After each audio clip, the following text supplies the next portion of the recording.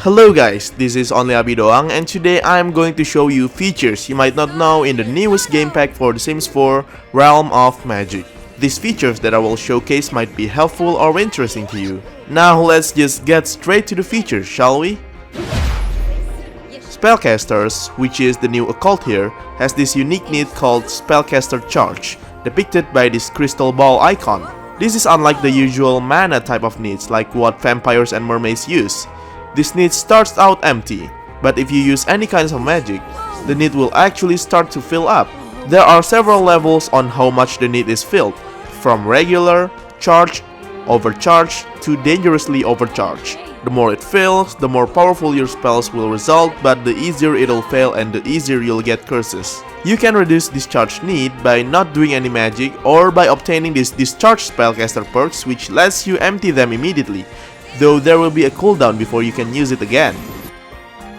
Anyway, if you're in the overcharge or dangerously overcharged and still force yourself to use magic, there's a high chance you'll experience a spellcaster overload and you'll get electrified by your own magic. The first overload you experience might not be that dangerous and you'll just wake up and become scorched. But if you become overcharged again while still having this uncomfortable moodlet that was obtained after the first charge overload, it will become fatal and you'll die of spellcaster overload.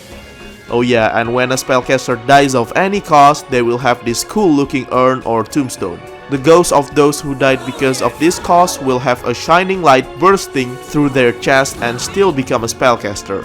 Also, since they're basically dead, they're immune to death by overcharge, so it's not that bad. You might already know that in order to get to the Magic Realm, you need to go through this portal that's located on the new neighborhood. And for those who are living on other neighborhood besides the new one, you'll probably already aware of the suffering to sit through 2 loading screens just to get to the dimension. If you feel that way, then there's actually faster ways to go there, but you need to be a spellcaster yourself in order to do that.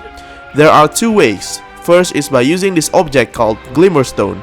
If you already created a spellcaster straight from Create a Sim and then begin playing as them, you'll find the stone right in your inventory. But if you're not a spellcaster right away, once you become one by doing the short quest assigned by one of those spellcaster sages, it'll appear in your inventory. To use it, just click on the stone and choose Travel to the Magic Realm. You'll then immediately be transported into the realm no matter where you are, even if you use it in the middle of Strangerville.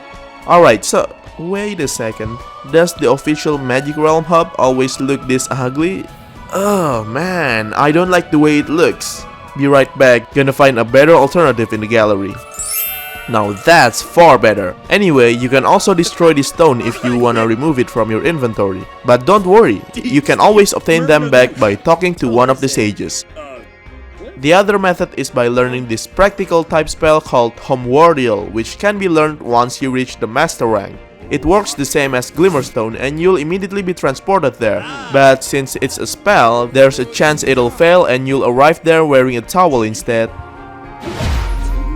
There are 24 different magic spells distributed around the 3 magic types, and in order to be able to cast more spells for your spellcaster, you should learn them first. And here there are several ways to learn spells.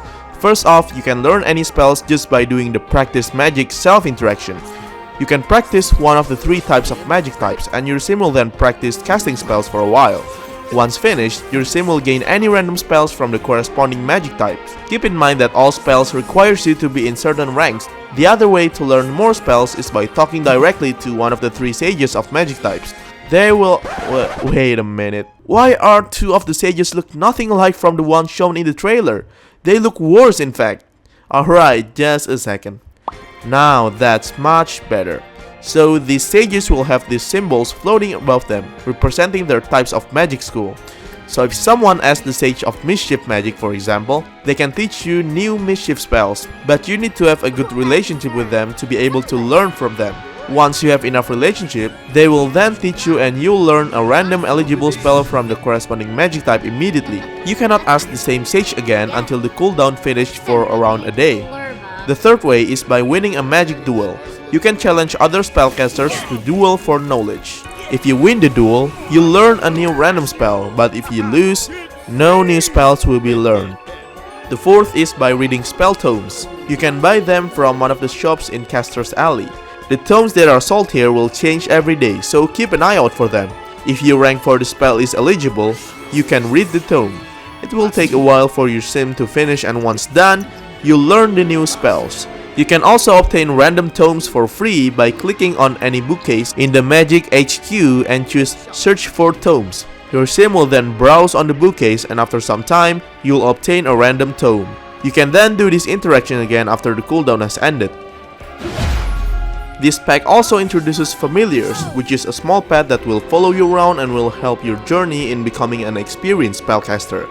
You can obtain them by buying from one of the shops there, which will change each day, searching for tomes from the bookcase, or after winning a duel for artifacts. Once you got the familiars crystal, click on it and choose Bind Familiar. You can then rename them, and after being bound to you, you can summon them anytime.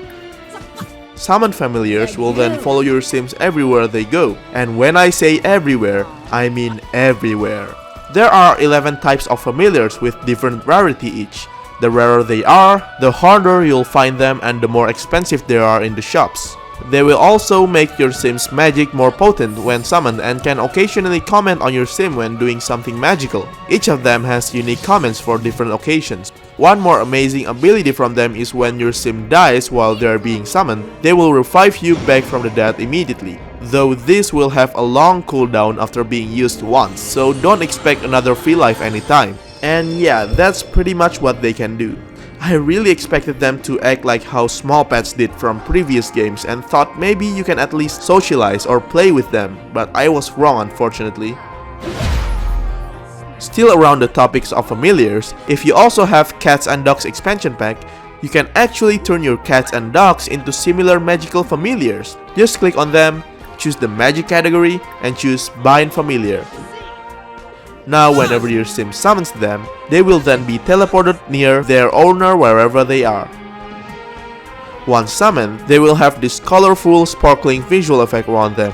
Unlike the usual familiar, they won't follow your sims everywhere and will do whatever cats and dogs normally do. They will still have the normal familiar benefits such as making your magic more potent and saving their owner from death.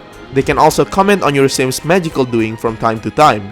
Yeah, remember the hilarious bug where pets can text message you? It doesn't sound that strange now, does it? Besides that, you can also command them to go foraging, in which the pets will go out and disappear for a while. After some time, they will come back with a present in its mouth.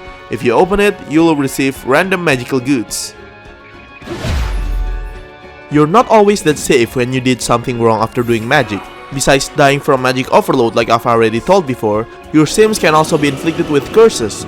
Curses are semi-permanent negative effects that will be given to your sim if you fail to do several magic stuff. I say semi-permanent because once your sim got them, they will never disappear until you do something about it. There's a chance your sim can get cursed by letting your magic charge explodes from overloading, being overcharged for too many times, drinking too many potions, failing to brew a potion, failing to cast spells too many times, losing too many magic duels, failing when trying to remove other curses yourself, and drinking failed potions.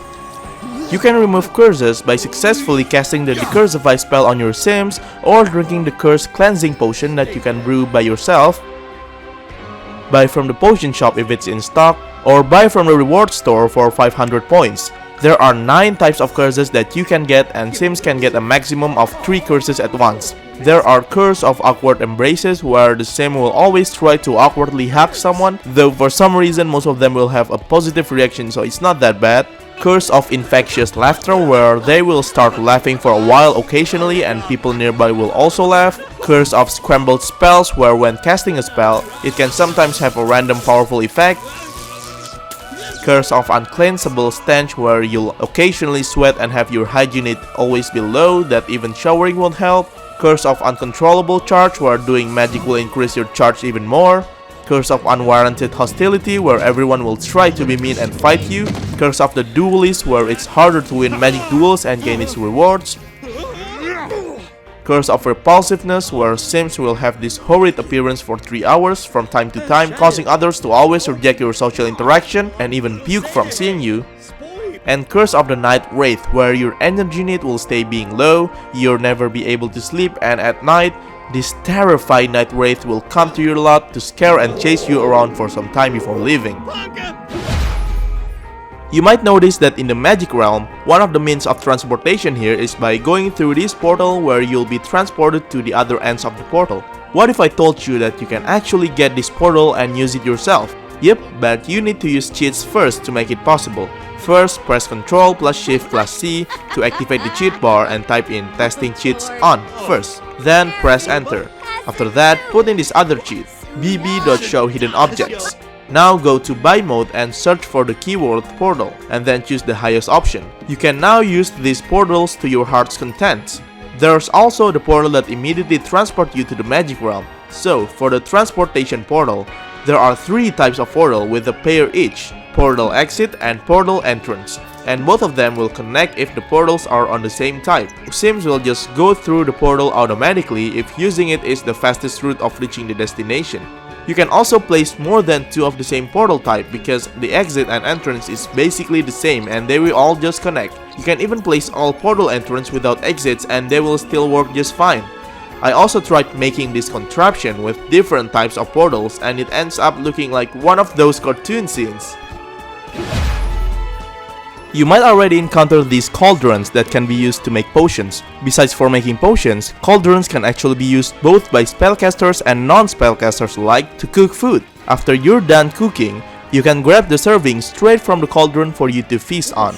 One of the advantages of cooking from the cauldron is that they will have more servings of food. Normally, the maximum servings you can make from the stove is 8, but if you use the cauldron, you can have 12 servings at once. You're also not restricted to make mac and cheese only. If you have better cooking skills, you can even cook more types of food like chili and ciopino. Ciopino. I have no idea how to pronounce it correctly.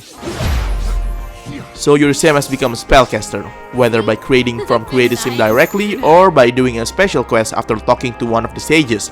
But what if you want to stop being one? Well, that's pretty easy. You can just simply go to the magic realm again, talk to one of the sages there and choose Ask for Right of Dissolution. After requesting, the sage will ask you one more time if you really want to remove your magic powers. Just click OK and after that, they will then magically remove your magic powers from your mortal body. If you out of the sudden change your mind and want your magic powers back, you need to wait for a while before being able to be turned back into a spellcaster. After waiting for around a day, talk to the stage again and choose Ask for Right of Ascension. Your sim will then be turned into a spellcaster again immediately without needing to do the special quest like the first time. Keep in mind that your previous ranks, talent points, and perks will stay the same as before. If a spellcaster tries for baby, there's a chance their offspring will become a spellcaster themselves even if your partner is a normal sim. The offspring of said spellcaster, whether they are born as a spellcaster or not, will obtain this special trait called Weak Bloodline, which will benefit them in their spellcasting journey once they grew up.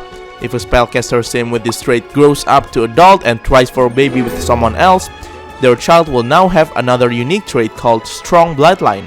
And if someone with Strong Bloodline also have a new offspring, that resulting child will now have the Ancient Bloodline trait, which is the strongest out of the 3. What does these traits do, you say? Well, for one, when they rank up, they will gain more talent points that you can spend on perks. Let's say we have a normal spellcaster and those with the bloodline traits have their rank to the highest. As you can see, the normal spellcaster will gain a total of 10 talent points, while those with any of the bloodline trait will gain a total of 15 talent points. That's pretty nifty. Besides that, the better the bloodline, the faster they can gain XP. For example, I make them practice magic starting at the same time. Here's the XP progress for normal spellcaster, here's for those with weak bloodline, here's for those with strong bloodline, and here's for those with ancient bloodline. Additionally, they are also more resistant to magic overload. Weak bloodline will have 10% reduced chance of getting magic overload, strong bloodline will have 20% reduced chance, and ancient bloodline will have 50% reduced chance. And those are 10 new features implemented in the Sims 4 realm of magic that you might not know. I hope this video is helpful enough. Thank you so much guys for watching. I really hope that you guys enjoyed this video, and if you enjoyed them and want more Sims contents like these, be sure to subscribe to my channel. See you later!